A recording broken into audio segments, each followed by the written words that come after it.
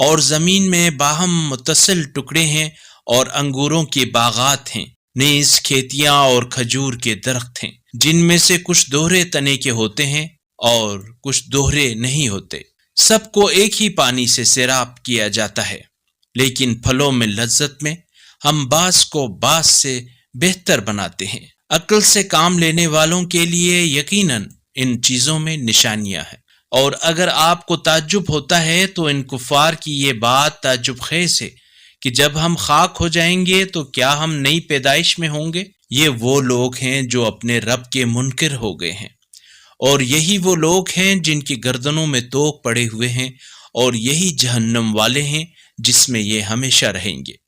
اور یہ لوگ آپ سے بھلائی سے پہلے برائی میں عجلت چاہتے ہیں، جبکہ ان سے پہلے عذاب کے واقعات پیش آ چکے ہیں، اور آپ کا پروردگار ظلم و زیادتی کے باوجود لوگوں سے یقیناً درگزر کرنے والا ہے، اور آپ کا رب یقیناً سخت عذاب دینے والا بھی ہے۔ اگر اس قرآنی کلپ نے آپ کے دل کو چھو لیا ہے تو براہ کرم چینل کو سبسکرائب کر لیجئے اور بیل آئیکن کو دبا دیجئے۔ اللہ نور السماوات والارض، اللہ آسمانوں اور زمین کا نور ہے۔